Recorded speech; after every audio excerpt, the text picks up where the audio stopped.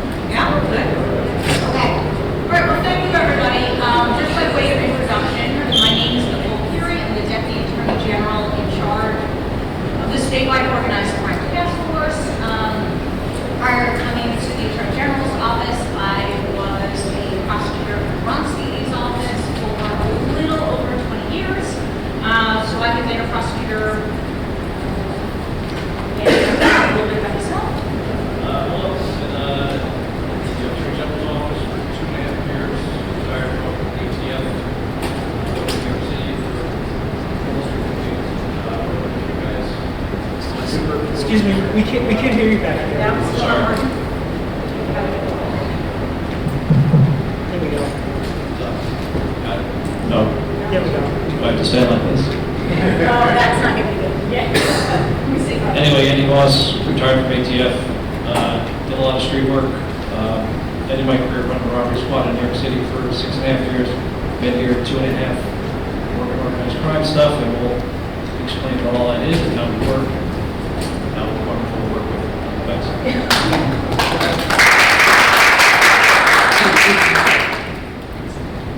Okay, how's this? Better? Yeah, better. Much better. Okay.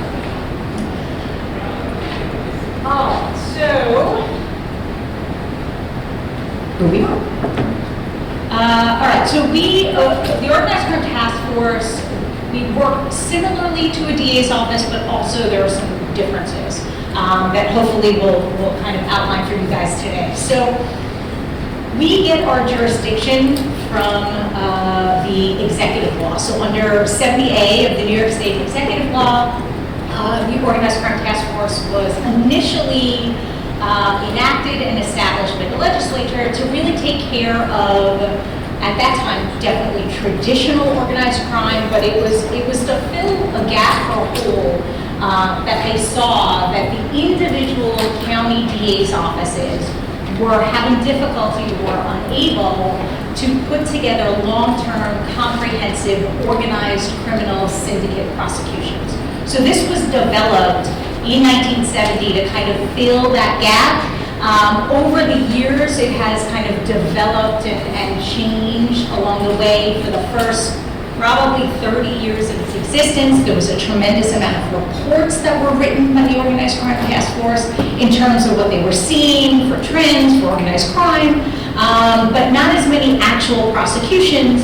Over the latter 20 years, it has really kind of formed into more of an additional prosecutorial arm and weapon to be used in New York State. Oh, thank you. Do you want the lapel? Maybe extend. Got it. Sorry, a little bit of technical. This is like a handheld one. Okay. Oh, this is good. All right.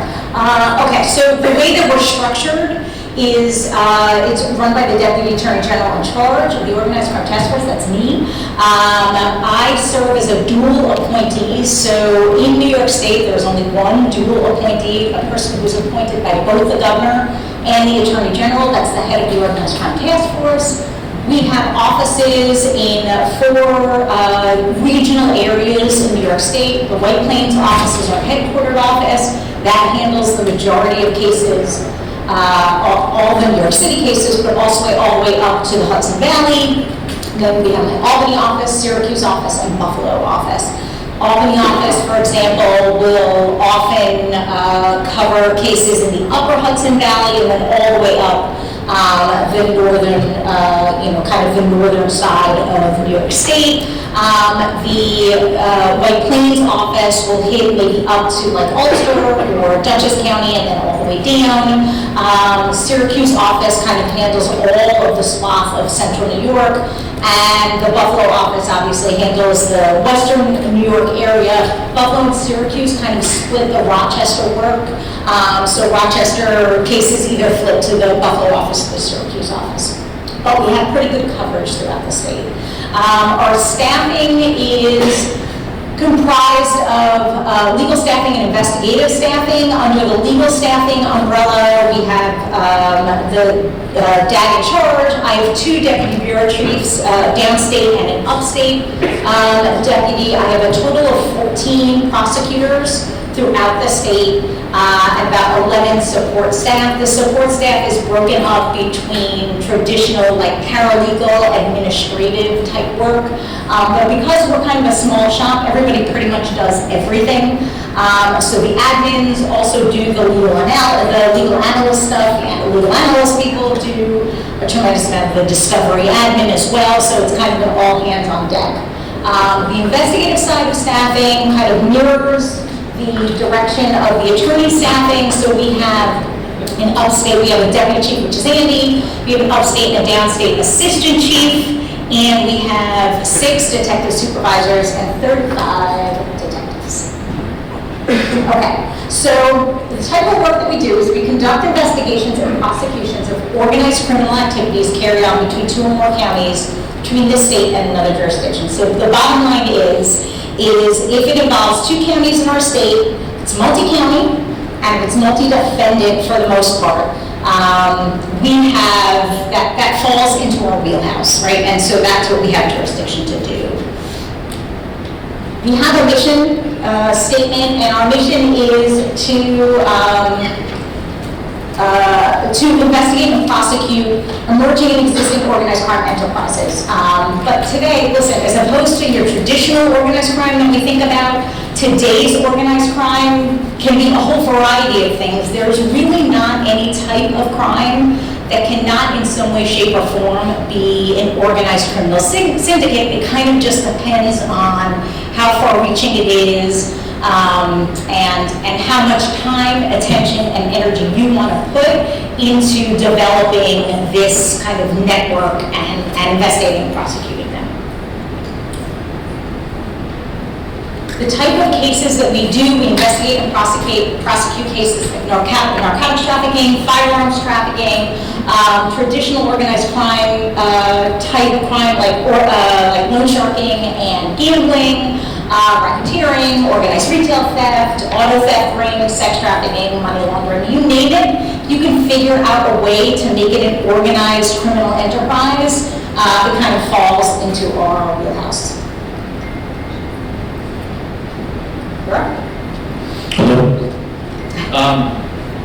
To sum up what Nicole's saying is, well, first of all, we have my state chief here, John Monty, raise his hand, and then the applause is necessary, but, and then some of the Albany guys are here right behind them, so after this, please get with them and pick their brains. But the bottom line is, the nexus to the case is cross-county, multi-county, and then it's, as you said, it's an organized enterprise. So down in the city, particularly say maybe Staten Island, Brian will probably speak to all of these cases as we go through them, but you'll have your traditional loan sharking, gambling type cases, traditional mob stuff, Tony Soprano type stuff. Then as you move into the city, the other counties in the city, you'll have narcotic cases. We're heavy into gun cases now, a lot of ghost gun cases. We always partner with the bigger police departments. So we're very small. As we said, we may have, in each group that we have 3 in White Plains, we may have 5 detectives in that group, in-house. Upstate, in Albany, there's 1 supervisor, 4 detectives now, they'll have 5. So we come with a lot of resources, a lot of electronic resources, a lot of money, and a lot of great prosecutors who are, Nicole will get into that, they're generally dedicated to the case, pretty much 1 or 2 active cases at the most at a time, so it can be really hands-on. But we use all the traditional methods, search warrants, wiretaps, a lot of surveillance, electronic surveillance. It's It's an all-inclusive prosecutorial system. It just takes some time, long-term, stuff like that. We'll get into it.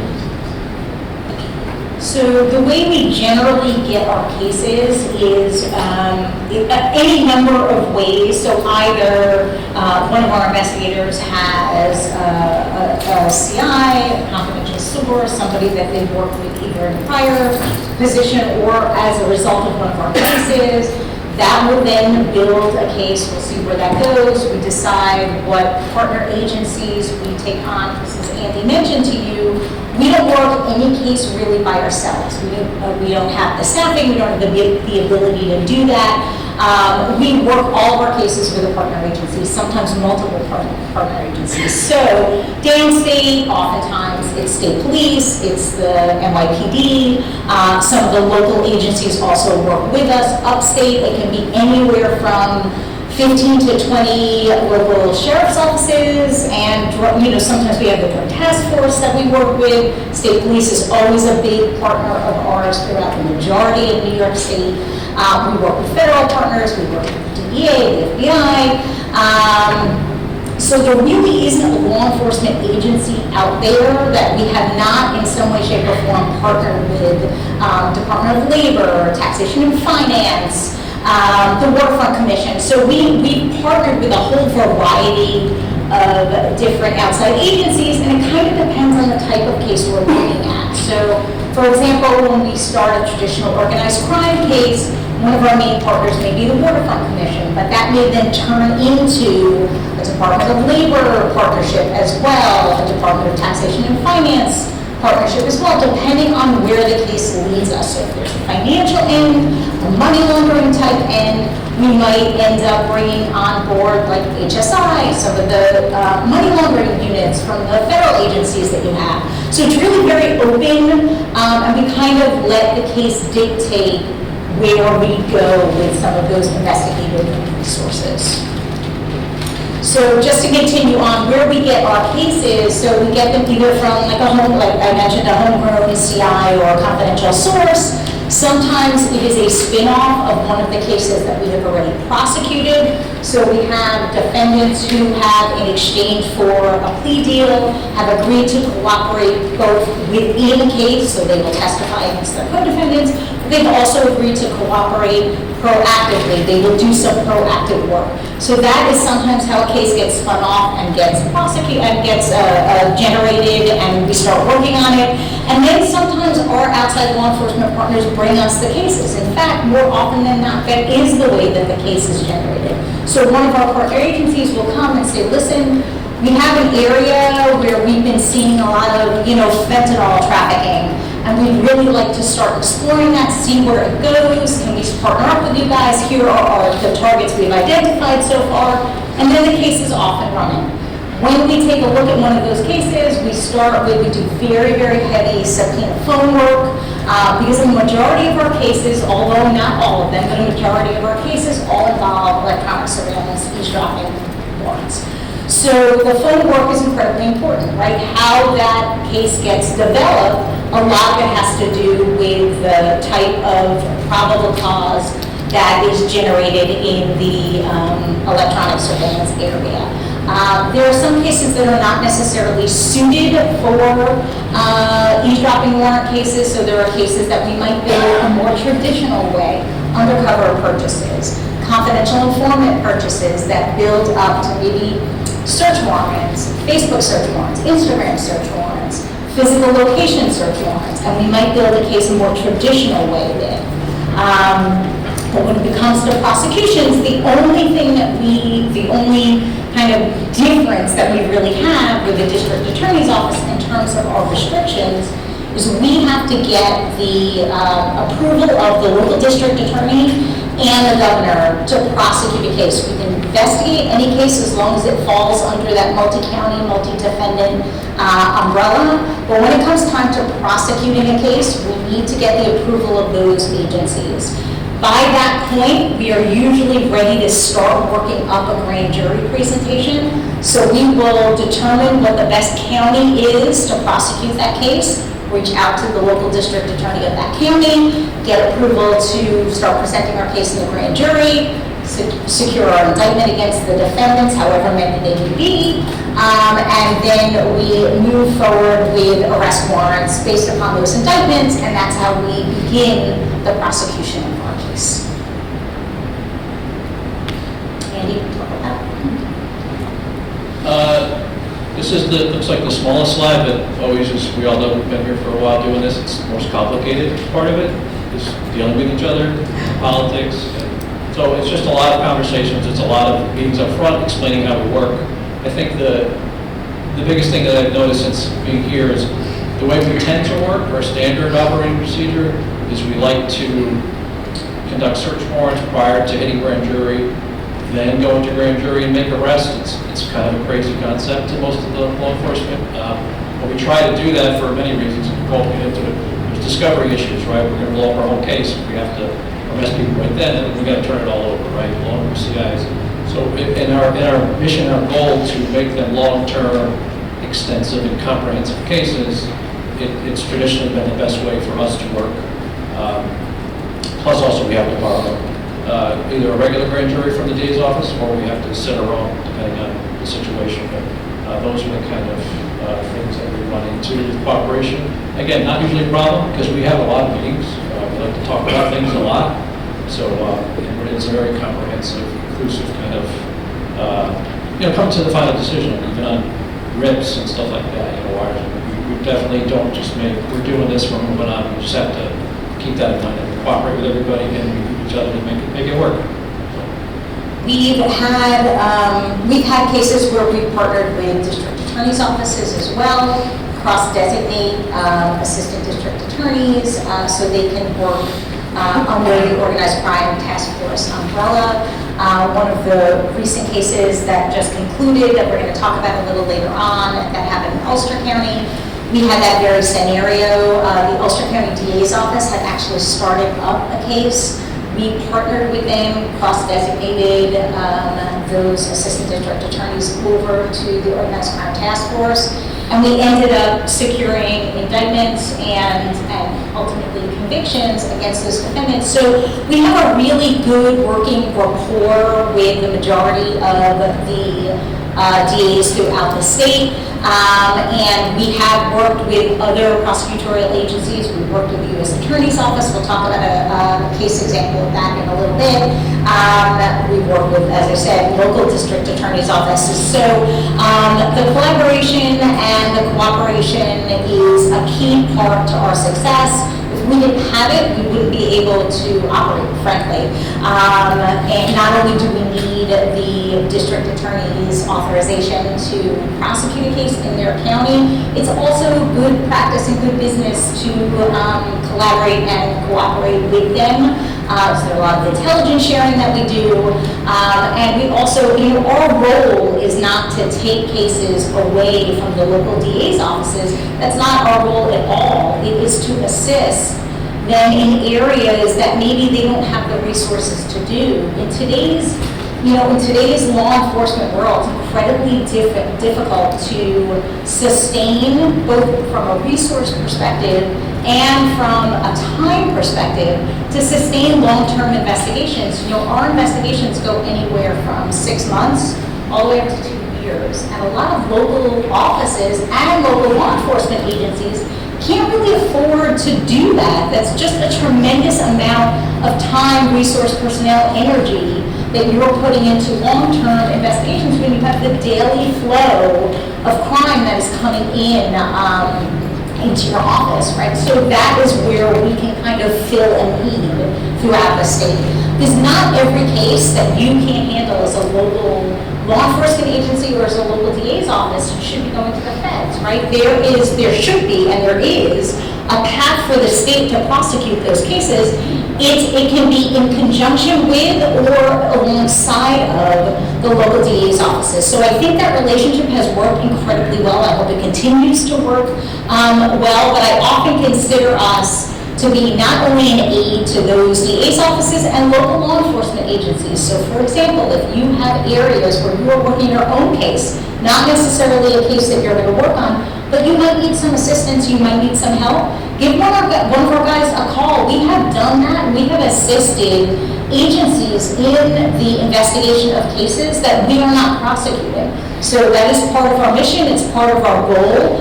So please feel free to reach out to our investigators and see if we can work together, even if you then bring that case to the DA's office to prosecute.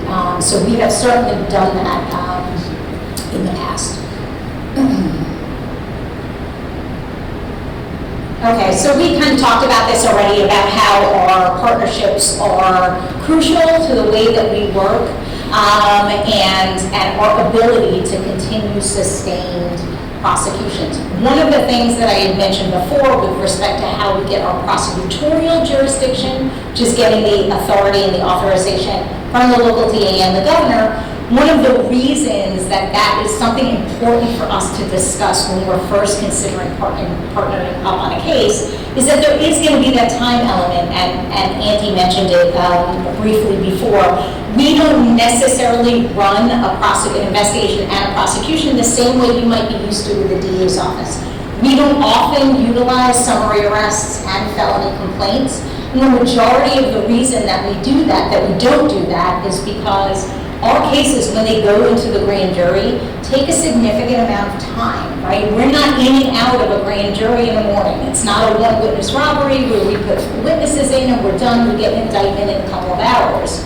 Our grand jury presentations often take the better part of 6, 8, 10, 12, sometimes 15 solid days of presenting to a grand jury. There are some grand jury presentations that last several months. Not often, I hope, but it is still a factor. And to be able to capitalize and monopolize a local DA's office's grand jury for that long period of time is just not sustainable, and it's not fair. There are some local DA's offices that their grand juries run, 1 day a week, 2 days a week. We would take over that entire grand jury for like 3 months. That can't be sustainable. So we often go out, we impanel our own special grand jury. We, utilize it for 3 or 4 weeks. We get our indictment. But because of that, that is the reason that we don't prosecute our cases via felony complaint. We need that added extra time to impanel the grand juries, prepare our cases, get them into the grand jury, get the discovery prepared and ready to go, then we secure our indictment, move forward with arrest warrants, and then we go ahead and arrest our defendants. There are a number of cases, particularly from the Westchester border up. Our cases can be anywhere from 15 to 20 defendants to upwards to 60, 70 defendants. So that is a tremendous amount of kind of personnel and resources to put a strain on a local grand jury. It's just not going to be able to work out. So that's part of the reason that we don't do felony complaints, we don't do summary arrests. Another part of it is we like to keep the investigation going, so there is an investigative reason to keep those cases up and running. Okay, so we're going to take the rest of the time to go over just some recent cases that we have concluded, hopefully as examples of how we can partner up and the level of success that we have. The first one I want to talk about is a traditional organized crime case. So we always have at least one organized crime case kind of in the hopper, ready to go. And this particular one started off as your traditional bookmaking, loan sharking case. It was based originally down in Brooklyn and then kind of moved throughout lower New York. As we were progressing, we were up on wires, as we were progressing, we also carved out a different public integrity angle on that. But as the case was ongoing, we had partnered up with the U.S. Attorney's Office for the Southern District of New York. We recognized that in order to get to some of the higher up individuals in the crime family, it would be more beneficial for us to partner up with the feds to utilize some of their resources, particularly the way that their RICO statute is written, we were able to scoop in using our evidence, but their law. We were able to kind of include some higher members of the Genovese crime family with that federal prosecution partnership. So we managed to partner with the U.S. Attorney's Office. We had a whole litany of law enforcement partners involved, including Waterfront, including New York City Police Department, including the FBI, obviously, which came along with the U.S. Attorney's Office. And we were able to prosecute both a state prosecution for the public integrity aspect of it and handle the federal prosecution.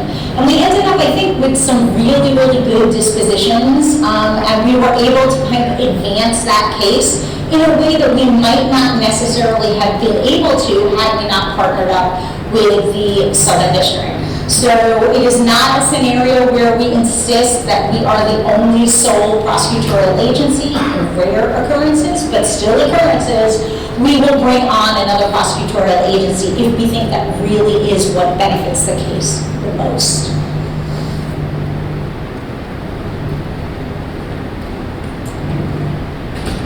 Okay.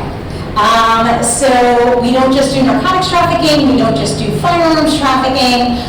Any type of organized criminal behavior, any type of organized criminal activity that you are seeing in and around your areas is of interest to us.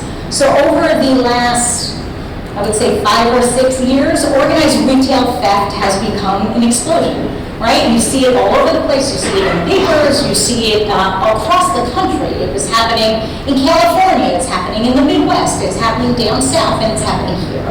And NYPD came to us with a booster. It was an individual who was incarcerated and wanted to talk. And through a tremendous amount of investigation, a tremendous amount of proffering and record gathering, we were able to start unraveling in a large-scale organized retail theft investigation. Brian Fleming, who is here today, was the lead agent on that case.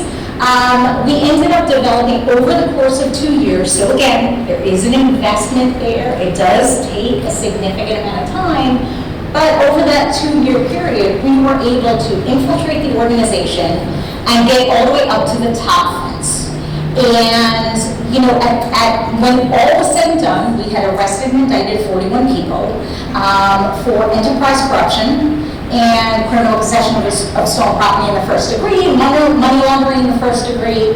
It was an incredibly wide-held, long-standing investigation, but it was incredibly impactful. First of all, it was very, very topical. It was at the point when organized retail theft, particularly around the pandemic, was exploding as a hot press item. But it also happened to be incredibly impactful for the business communities, not only the large business communities, but also the small business communities in that area.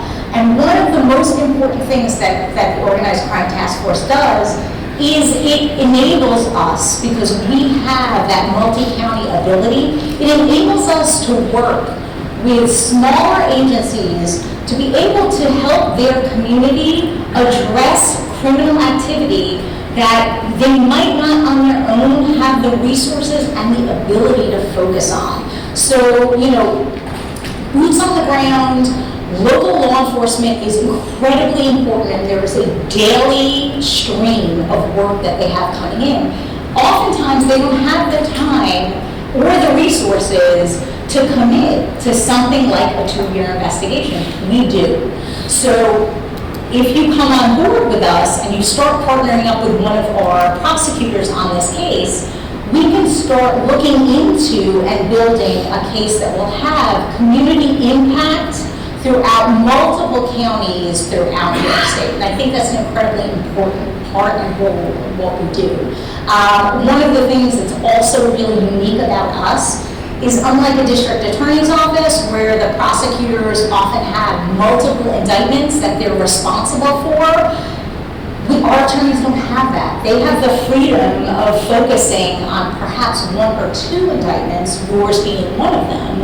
And so it is almost like a dedicated one-to-one ratio for attorney time and investment and investigatory time and investment. So that is the opportunity that we have that we can give to a long-term investigation. So when you're calling in the middle of the night for a warrant, or you want to go up on an additional line on an eavesdropping warrant, we have an attorney whose primary focus is going to be that case. And I think that's an incredible resource that we bring to the table as well. Yeah, and going back to the first case, in this case, and the couple coming up, we have a tremendous amount of resources to add. And our special operations unit does everything, poll cameras, we host the wiretaps, we have all the system DATAX, we can set up remote if we have to. We have plants stationed around the state that we can utilize, just that's our property, where we can bring, you guys can sit the wires. We do all the bugging, the traditional stuff, where we might bug inside of a building or a restaurant or a car. We still do that to this day. That's the fun stuff. It's kind of fun. But they have a lot of resources. We also have a lot of money for contraband purchases, whether we're buying drugs, guns, paying off a VIG, paying CI stuff. We have those kind of resources. So that's so very important to think about as you see these cases roll out down the screen. There's a lot of back-end support that maybe your police department, DA's office just doesn't want to, can't spend the money, doesn't have the money, doesn't have the electronics to do what we do. Yeah, it's kind of a nice complement to each other, right? Because you have communities that do not want the individual, let's just take with the organized retail theft cases, let's just take the individual boosters, right? There has to be action that's taken when you have people who are constantly burglarizing and stealing from businesses, right? So there has to be a direct action that's taken by law enforcement. But in addition to that, there can also be action that's taken in the background where we expand and extend these long-term investigations. So while the day-to-day activity is being addressed by local law enforcement, local DA's offices, in the background we can also generate the long-term cases. So I think that's incredibly important. This is the Ulster County case that I was mentioning before. So this is, I think a good example of a scenario where we can kind of expand our reach as much as possible. So the Ulster County Sheriff's Office came to us, again, looking to partner on a case with respect to narcotics trafficking. I'm going to have Andy talk a little bit about it, and then I'll talk a little about the prosecutorial side of it. The guys at the White Plains headquarters office partnered up with basically Urgent, the Ulster Regional Narcotics, the gang unit, those guys. And they started with a CI, just started picking into it, digging into it, and then they got up on some phones. They reached from New Paltz, I think it went as far as Kingston, if I'm not mistaken. Obviously it goes down to the neighboring counties, right? You're going to hit Orange County, you're going to hit Dutchess across the river. But it ends up, we're seizing a lot of guns, ripping kilos as they're coming in, because when we get up on phones or wherever we're up on listening, this is how it happens. You can see some of the rifles and guns that they seized. It turned a small case where you're buying out of a house, and the goal is to go higher and higher and higher, right? That's where you take the time to get there. It ends up with something where we're seizing tons of drugs, good money, firearms, very bad drugs, on fentanyl. And the partnership was amazing, because once you guys and we see the results happening, everybody gets the energy right, and we have the resources to keep rolling on phones or spend a little more money over here. And as you see in the background, it's all politicians, besides Nicole. But everybody gets a little bit of bang for it, and that's the sales pitch. The patients give us the resources. There is really good results on this stuff, and especially in not that Ulster as rural as some farther up, but it's very rural, close to New York City, right? So the partnerships work very well that way. Yeah, and I think it's also a really good example of how kind of success breeds additional success, right? So that happens to be a very, very lucrative and fruitful partnership, and as a result, since that case started, we've had several other Hudson Valley cases that have generated, not necessarily from that, but from the partnerships that we work with. So the agencies, when they see how we can work together and the success rate that we have, kind of want to bring another case, and they want to come and partner up on another case. And so that is, I think, a really good side benefit of the success that we have in some of these cases. This is an example where we also partnered with the district attorney's office. So 2 of the members of that DA's office were cross-designated. They came into the grand jury with us. They did help us with the prosecution. And the case is wrapped, right? We got convictions, we got pleas on all of the defendants. And oftentimes what you'll see, and this is where the partnership with the DA's office is so incredibly important. You know, a lot of those defendants also had open cases that were pending with the DA's offices, and sometimes that can be helpful. Like, we can help each other maximize the resources and the ability to kind of wrap up those cases. So I think it was all around a very successful partnership, and like I said, it kind of expanded to the point where we now have a very steady flow of cases that are coming in through the Hudson, either the upper, mid, or lower Hudson Valley, that we're continually working on. So I think it's a really good example on how those partnerships work really well. And I should say, I actually don't remember, Andy, if you were there for that first meeting. The person that brought the case to us was somebody who had worked very closely with OCTF, but like 20 years ago, and decided that we should try and kind of resurrect that relationship, that partnership, and brought it on board. So it worked out really, really well.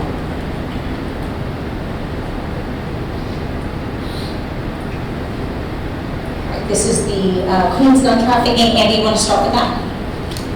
Yes, this, again, NYPD comes with a good CI. Has a really good plug into ghost guns, traditional build out. Well, basically they were buying parts, getting them shipped to Long Island. There was a little mechanic there would either bring them back to Queens where he worked, which was really close to our plant, convenient for us. We did a lot of deals in the Target parking lot right around the corner, which was very helpful for us logistically. But we had a lot of pole cameras up. The 2 guys involved were neighbors in Long Island. And they were basically getting parts done, or they were going to pick up Glock switches from Pennsylvania, put them together, and then sell them directly to us. We went up on, this was a very rare gun wiretap, which was very fruitful for us. We actually stayed up, it was 2 months or 3 months? 2 months. We thought it would be like 2 days, right? About gun wire going down quick, but we were buying all the guns, so that was helpful. Otherwise, we probably would have stayed up that long. But we ended up getting a really big bang. Again, we partnered with DEA, DTF guys, Drug Enforcement Task Force, from the city. Excellent combination of resources. Hit a couple search warrants. Got a massive amount of drug guns on the case. Arrested people from New England, New York, and Pennsylvania. So. Yeah, this is also a really good example of how you might, when you deal with gun trafficking, it's not the automatic knee-jerk thought to go up on an eavesdropping warrant. Too many bad things can happen as gun trafficking cases are unfolding, which can make eavesdropping a little precarious. But that being said, with going up on that very, very short wire, we were able to build the conspiracy far stronger than we originally had it with just the individual gun buys. It's incredibly important. Our real common core of cases all comes from conspiracy cases. So for us, having that ability, you're really getting a conspiracy in kind of, one of 2 ways. You're either getting an inside person to talk about the conspiracy, or you're getting the communications either via warrants on their phones or an eavesdropping warrant where you hear it in real time. In order to build those conspiracies up, It takes a case that maybe had 1 or 2 defendants into a case that maybe has like 6, 7, 8. And that can be incredibly impactful as well. You just got to put those little extra resources, which sometimes are not so little, but they will bring you the results. We have a case that we just took down. It's not up here because it's not a finished case, but it's a takedown where we started off with like 2 defendants that were buying us. That's it. And then it expanded up to 13. So those are 11 defendants that we would not have had if you just had your traditional, undercover buying purchases. So I think it's a good example of how you can kind of really build on a conspiracy and be able to build and expand that reach. This case actually partnered with two groups kind of under the same NYPD umbrella. Both brought us gun cases right in and around the same time. Same prosecutor handled both of them. Poor guy was exhausted by the end of it, but it was an incredibly good end result for both of them. Both of them happened also to be in Queens, but it ended up securing a tremendous amount of firearms off the street. So I think a really good example of how we work. So this is another one of those cases that started off, so NYPD auto crime. Sorry, hold on a second. Sorry. Sorry. I just thought of something. Back to that case, we did search warrants in Long Island on the case at the 2 residences, just so you know, we prosecuted in Queens. So you're getting the benefit, you had that reach to get the search warrants and to bring all the case and prosecute in the same county in one case instead of having to charge a search warrant, proceeds and stuff. That's all. Yeah, no, that's a great point. It's actually something I'm going to follow up with on here. So Bronx Auto Crime came to us with a case. We had worked on a case with them. They brought us a case where there were just tons of steals happening. They were getting like hammered at Comstat because it was just like, when are the car thefts going to stop? When are they going to stop, right? And so they come to us, we start building up a case, we recognize, so we start pulling 61s for car thefts all over the place, and they're happening in Rockland, they're happening in Westchester, they're happening in the Bronx and Queens, and then they're happening in some areas upstate in the capital region, and then they're happening in Connecticut. And you look at all of these kind of individual things and you ask yourself, well, what are we going to do with this, right? There is no connection. It's not a scenario where they're talking on the phone, so we really don't have the ability to go up on a wire, so what do you do? So we ended up, one of the car thieves kind of posted a tremendous amount on Instagram. So we ended up doing an Instagram search warrant. We got a bunch of connections from the returns on those search warrants, and we were able to build a conspiracy up where we kind of didn't necessarily have that. And we took that Connecticut piece, we hooked up with the Connecticut U.S. Attorney's Office, and we were able to kind of partner with them where they did an entire section of arrests on these defendants, we did a ton of arrests on them, and then we got joint dispositions on a nice group of them for significant amounts of time. So where you would normally have had, for example, an indictment in Suffolk County for 3 car thefts, an indictment in Queens County for 2 car thefts, an indictment in Bronx County maybe for 10 car thefts, an indictment in Rockland County for a handful of car thefts, where you otherwise would have had all of these prosecutorial agencies prosecuting these same defendants, but in these small clusters within each county. We were able to take all of those cases and prosecute them as one. And so I think that's a really good way of looking at, because we all know how it works sometimes. You get that case in court, it's like 1 car theft or 2 car thefts, and it's like, all right, it's a car theft, what are we going to do? Maybe he gets probation, maybe he doesn't, maybe the most he gets is a split with probation, something along those lines, but you're not building that thread of the ongoing investigation. Whereas now, in one county, you gather all these cases and you say, look, Judge, we have 46 thefts, right, all together by this group. And it becomes the face of a different case as opposed to a one-off individual case. So I thought this was a good example, and just to piggyback onto what Andy had said, it is a good selling point that we have, look, we work with the same laws that every DA's office works with. But if you're working with, for example, the Albany County DA's office, they get to prosecute in Albany County. If we work with investigations that happen in Albany, Columbia, Washington, Rensselaer, depending on where the real true nexus of that crime is, we prosecute all of that in one county. So I think that's a good example of kind of how we can really build these cases and really make an impact in all of the communities, kind of taking down some of these networks. And finally, wow, we got 45 minutes that way. That was pretty good. All right. Finally, just throwing up some stats, and then we'll take any questions if anybody has questions.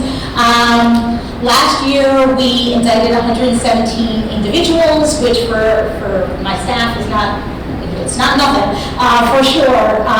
We got convictions on 84 of those. We seized 86 guns, so that was last year. We have far exceeded that number year to date today for 2024. So we're on pace to blow that number out of the water. 15 kilos of fentanyl, 13,000 pills. Obviously you all are seeing this as well. A tremendous amount of counterfeit oxycodone pills that are fentanyl and a litany of other things. 6.5 kilograms of cocaine and assets seized. And I just want to touch, before Andy, you close it out, I just want to touch briefly on the asset piece. One of the 14 prosecutors that I have in OCTF is only deals with asset forfeiture. So we have a dedicated asset forfeiture attorney who handles all the asset forfeiture statewide. We do asset forfeiture with the feds and with the state, so we can go both ways with respect to how we seize those assets and how we distribute them. So that I think is also a unique piece of this.